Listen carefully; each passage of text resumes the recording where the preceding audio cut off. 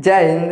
देखिए इस वीडियो में समझते हैं हमारे बॉडी में ब्लड यानी खून का कौन काम होता है और वो खून हमारे बॉडी में कहाँ बनता है। तो सबसे पहले हम ये समझते हैं कि ब्लड का काम क्या होता है। इसी वीडियो में आगे समझेंगे कि ब्लड कहाँ बनता है। चलिए ध्यान समझिए। अब मान लीजिए हमारे शरीर में खून नहीं रहेगा तो हम पढ़ा पाएंगे जी? कौन है जो कहता हाँ पढ़ा सकते हैं? अरे घंटा पढ़ा सकते हैं भैया। जब हमारे शरीर में ब्लड में नहीं रहेगा तो हम कुछ भी नहीं कर सकते हैं। अब एक चीज़ बताइए, अब देखिएगा रास्ते पे कोनो आदमी बेचारा खूब जा रहा है, एकदम दबा के ऐठा जा रहा है और तब तक उधर से कोनो आ गया रेले खूब बढ़ेगा टैंकर धै के मार दे चाक से, चाहे मोटरसाइकिल से जा रहा है, एक्सीडेंट हो जाएगा। तो जैसे एक्सीडेंट होता ना तो हमारे शरीर से ब्लड बहुत ज़्यादा निकलता है और जैसे हमारे शरीर से ब्लड निकल जाता है आदमी बेचारा तुरंत मर जाता है। तो बिना ब्लड के हम कुछ भी नहीं कर सकते हैं। जो ब्लड होता है ये हमारे पूरे शरीर को चलाने का काम करता है। इसलिए अगर आपके शरीर से ब्लड निकल जाएगा ना तो आप 2 मिनट भी जीवित नहीं रह सकते हैं। अब लड़का सबको देखिएगा 10 बजे रात के फ़ोन से बतियाएगा, हेलो तो कहीं कौन है? अरे हम ही हैं चाचा, हम तुमसे नहीं बात करेंगे।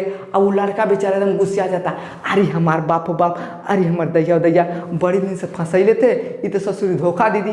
तुरंत क्या करता है, पत्ती उठाता है, चक्कू उठाता है, धै के खचाखच हाथ काट देता है। तो जैसे हाथ काटता ना, अगर गहराई वाला नस कट जाता है तो पूरा शरीर से ब्लड निकल जाता है और जैसे पूरा शरीर से ब्लड बहरे आदमी बेचारा तुरंत मर जाता है। तो हमारे पूरे बॉडी को कौन चलाता है? तो ब्लड चलाता है। चलिए ध्यान समझिए। देखिए हमारा ब्रेन हो गया, लीवर हो गया, फेफड़ा हो गया, अमाशय हो गया, किडनी हो गया, हृदय हो गया। तो सबको चलाने का काम किसका होता है भैया? तो ब्लड का। अब एक चीज़ बताइए, अगर हमारे ब्रेन में ब्लड नहीं जाएगा हम कुछ कर पाएंगे? नहीं सोच पाएंगे, नहीं समझ पाएंगे, कुछ भी नहीं कर सकते हैं। तो ब्लड क्या करता है? हमारे ब्रेन को चलाता है, लीवर को भी चलाता है। अब देखिएगा अगर लीवर में थोड़ा सा भी गड़बड़ी हो जाएगा ना तो आपका तमौना बीमारी हो जाएगा। तो इसको भी कौन चलाता है? तो ब्लड चलाता है। फेफड़े का काम क्या होता है? तो भैया जो फेफड़ा होता है यही क्या करता है? ब्लड को शुद्ध करके पूरे शरीर में भेजने का काम करता है। अमाशय हो गया, किडनी हो गया और हमारा हृदय हो गया। तो सबको कौन चलाता है? तो सबको चलाने का जिम्मेदारी किसका होता है? तो ब्लड का। समझ गया? अब हम ये समझते हैं कि ब्लड का निर्माण कैसे होता है। चलिए ध्यान समझिए। देखिए जो ब्लड का निर्माण होता है ये 4 चीज़ों से होता है। देखिए पहला होता है प्लाज्मा, दूसरा होता है आरबीसी जिसे हम रेड ब्लड सेल बोलते हैं, तीसरा होता है डब्ल्यूबीसी जिसे व्हाइट ब्लड सेल बोला जाता है और चौथा होता है प्लेटलेट्स। यानी यही 4 चीज़ क्या होते हैं? तो ब्लड का निर्माण होता है। इतना समझ में आ गया। अब थोड़ा इनके कार्य के विषय में समझते हैं। देखिए अगर पूछता है कि जो नहीं प्लाज्मा होता है इसका रंग कैसा होता है? देखिए ये पीला होता है। यानी अगर हमारे खून से प्लाज्मा को अलग कर दिया जाना तो क्या होता है भैया? ये पीले रंग का होता है। और प्लाज्मा में 55 से 60% अकेले भाग किसका होता है? तो प्लाज्मा का होता है। और इसी प्लाज्मा में 90% पानी होता है, 10% प्रोटीन होता है। देखिए पानी का मतलब भी होता है कि यह जो पानी होता है डब्ल्यूबीसी, आरबीसी, प्लेटलेट्स को क्या करता है? तैराने का काम करता है। जैसे आप कोनो नदी में चाहे पोखरा में कपड़ा फेंक दीजिएगा तो वहीं पे तैरेगा, उसी तरह से जो प्लाज्मा होता है इसी में सारे ब्लड तैरते हैं। समझ में आ गया? अब यहाँ पे समझिए। देखिए इसमें 90% पानी होता है और 10% प्रोटीन होता है। लेकिन 10% में 3 तरह का प्रोटीन होता है जो सबसे महत्वपूर्ण भूमिका निभाता है। कौन कौन होता है? देखिए पहला होता है फाइब्रोनोजन, दूसरा है प्रोथ्रोम्बिन। इन सब का कार्य क्या होता है इसके विषय में हम थोड़ा समझते हैं। देखिए जो फाइब्रोनोजन और प्रोथ्रोम्बिन होता है इस सब का कार्य क्या होता है? तो ये ब्लड को सब जमा देता है। यानी हमारे शरीर में ब्लड को जमाने का काम किसका होता है? तो फाइब्रोनोजन और प्रोथ्रोम्बिन का होता है। अब एक चीज़ बताइए, अगर हमारे शरीर में खून जम जाएगा कौन जिएगा?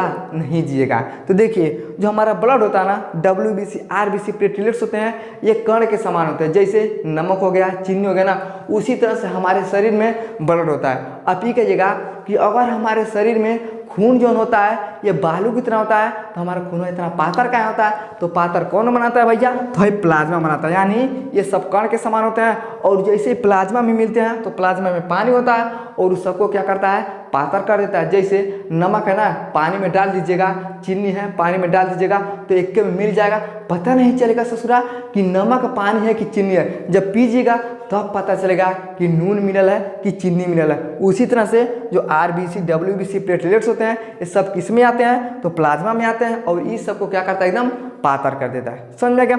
और उसी में जो फाइब्रिन और जो प्रोथ्रोम्बिन होता है वही खूनवा की सब जमाता है। लेकिन खून को हमारे शरीर में कौन बचाता है, देखिए एक होता है हाइप्रिन, जो हाइप्रिनवा होता है ना इन दोनों पे चढ़ लाता, कहता है चचा चलो तुम इधर चलो उधर चलो, ये सब बड़ा स्पिरिट आ जाता है, कहता है चचा कहाँ तुम इतना परेशान क्यों भैया, हम जमाएंगे, हम आदमी के शरीर में ब्लड जमाएंगे। कहा था अगर ससुर एक लोग अगर परेशान करोगे ना इतना काटेंगे कि चेहरा तुम लोग को चिन्ह ही नहीं करेगा कि तुम फाइब्रिनोजन हो कि प्रोथ्रोम्बिन हो। तो ये सब डरा जाता, कहा था अच्छा ठीक है भैया तुम तो हमारे शरीर में हो, बड़ा मजा मार रहे हो। तो ये सब क्या करते हैं, जमाते हैं। लेकिन जो हाइप्रिनवा होता है ना ये कहता है हम जमने नहीं देंगे। तो क्या करता है यही बेचारा जो होता है तो यही क्या करता है हमारे शरीर में ब्लड को जमने नहीं देता है। लेकिन हाइप्रिन का जो कमी होता है, कमी क्या होता है भैया, अगर ये हमारे शरीर से ना अगर बहरे आएगा और जैसे हवा के संपर्क में आएगा तो हाइप्रिन बेचारा मर जाएगा। क्या होगा भैया, अब मर जाएगा। अब एक चीज़ बताइए, भगवान बहुत बड़े इंजीनियर थे भैया, कितना बड़ा दिमाग लगा के आदमी को बनाया। अब सोचिए कि जो फाइब्रिन और प्रोथ्रोम्बिन है ये सब हमारे शरीर के अंदर ब्लड को जमाता है, लेकिन जमने से कौन बचाता है, तो हाइप्रिन बचाता है। लेकिन जैसे आपको कहीं चोट लग जाता है थोड़ा मोड़ा, अब मान कहीं हाथ कट जाएगा ना तो जैसे हाथ कटेगा तो क्या निकलेगा भैया, तो ब्लड निकलेगा। तो जैसे ब्लड निकलेगा ना तो जो हाइप्रिनो होगा इसे पूरा मर जाएगा। अब जैसे हाइप्रिन मर जाएगा तो ब्लड हमारा बाहर निकलेगा। तो है सबका काम क्या है भैया, तो ब्लड को जमाना। तो जैसे हाइप्रिन मरता है ये दोनों खुश हो जाता, कहता है चचा अब तो तू चले गए। तो तुरंत ये दोनों मिलके क्या करते हैं, हमारे ब्लड को भैया थक्का जमा देते हैं। आदमी बड़ा खुश हो जाता है, हाइप्रिन भी बड़ी खुश हो जाता है। हाइप्रिन कहता है कि देखो जब तक हम अंदर हैं तब तक तुम भैया अंदर जमाओगे नहीं, और जब अंदर नहीं जमेगा तो आदमी बेचारा मरेगा नहीं, और जब ब्लड बाहर निकलेगा तो हम तो मर जाएंगे, अब फिर तुम लोग ब्लड को जमा दोगे। ये सब क्या करते हैं, ब्लड को जमाते हैं। और हाइप्रिन क्या करता है, तो अंदर हमारे से ब्लड को जमने में बचाता है, समझ में गया। तो ये सब पाए जाते हैं किसमें, प्लाज्मा में, समझ में गया। अब इसका स्क्रीनशॉट लीजिए। अब हम समझते हैं आरबीसी, डब्ल्यूबीसी, प्लेटलेट्स और ब्लड कहाँ बनता है उसके विषय में। चलिए अब समझते हैं आरबीसी के विषय में। देखिए इसे रेड ब्लड सेल बोला जाता है। इसका रंग कैसा होता है भैया, तो लाल होता है। जैसे हमारे दूठी आदमी है अपन खूब झगड़ा कर रहा है और आप बीच में चलिए छुड़ाने के लिए, ए चाचा हेरनालम में, ए चाचा हेरनालम में, तब तक कौन गुस्सा आएगा अधाई के मारेगा कचाक इस कपड़ पे। आज जैसे लगेगा घाव तुरंत कपड़ा फूट जाएगा। तो तुरंत क्या निकलेगा भैया, तो लाल लाल खून निकलेगा। तो कौन निकलता है, तो ये आरबीसी निकलता है। तो आरबीसी का रंग कैसा होता है, तो ये लाल होता है। इसका जीवन काल कितना होता है, तो 120 दिन का आरबीसी का जीवन काल होता है। यहाँ पे समझिए, देखिए आरबीसी में हीमोग्लोबिन होता है। हीमोग्लोबिन का काम क्या होता है, देखिए ये फेफड़े से ऑक्सीजन को प्रत्येक कोशिका में ले जाता है। अब यहाँ पे समझिए क्या है भैया, तो हमारा फेफड़ा हो गया। देखिए जैसे हम सांस लेते हैं ना तो हमारा सांस एकदम शुद्ध नहीं होता है, लेकिन जब फेफड़ा के पास चल जाता है तो क्या करता है, उसको शुद्ध करता है और ब्लड में मिला देता है। और जैसे शुद्ध करता है तो हमारे ऑक्सीजन को प्रत्येक कोशिका में कौन ले जाता है, तो हीमोग्लोबिन। जैसे यहाँ पे समझिए फेफड़ा है ना, यहाँ से क्या करेगा भैया, शुद्ध करेगा। और मान लीजिए क्या हो गया, सब हमारा कोशिका हो गया, यहाँ से तुरंत ले जाएगा धड़ाक से, चाचा तुम लो, एक चाचा तुम लो। ऐसे क्या करता है, प्रत्येक कोशिका में देने का काम करता है। कौन करता है भैया, तो हीमोग्लोबिन। और ये किस में पाया जाता है, तो आरबीसी में, समझ गया। अब देखिए ये कार्बन डाइऑक्साइड को वापस भी लाता है, यानी जैसे ऑक्सीजन को ले गया प्रत्येक कोशिका में दे दिया, तो उधर से जब आएगा ना तो खोजेगा कि कहाँ कार्बन डाइऑक्साइड है। तुरंत देखेगा अरे चाचा कार्बन डाइऑक्साइड हो तुम, तुरंत पकड़ेगा, फिर कहाँ करेगा भैया, वापस ला के फेफड़ा में छोड़ देगा, समझ में गया। तो किसका काम होता है, हीमोग्लोबिन का। हमारे फेफड़े से ऑक्सीजन को ले जाने का काम किसका होता है, तो हीमोग्लोबिन का। उधर से कार्बन डाइऑक्साइड को कौन लाता है, तो हीमोग्लोबिन, समझ में गया। अगला देखिए, अगला है डब्ल्यूबीसी। डब्ल्यूबीसी का रंग कैसा होता है भैया, तो ये सफ़ेद होता है। ये इन्फेक्शन से लड़ता है, यानी हमारे शरीर में किसी भी प्रकार का अगर कोनो जीवाणु फैलता है ना तो इन्फेक्शन सब फैलाता है। तो इन्फेक्शन से कौन लड़ता है, तो डब्ल्यूबीसी लड़ता है। जैसे मान लीजिए टीबी का वायरस हो गया, चाहे किसी भी प्रकार का हैजा का वायरस हो गया, तो जौन भी हमारे अंदर जाएगा ना तो बेचारा क्या करता है, वो सब जो इन्फेक्शन फैलाएगा हमारे शरीर में, तो उनसे रोकने का काम किसका होता है भैया, तो डब्ल्यूबीसी का, समझ में गया। देखिए इसका जीवन काल कितना होता है, तो 13 से लेके 20 दिन तक डब्ल्यूबीसी का जीवन काल होता है। संख्या कितना होता है, तो 45,000 से लेके 1 लाख तक हमारे शरीर में क्या होते हैं, डब्ल्यूबीसी का संख्या होता है, समझ में गया। इससे भी ज़्यादा होता है, लेकिन मेनली हमारे शरीर में इतना क्या होना चाहिए, WBC, समझ में गया।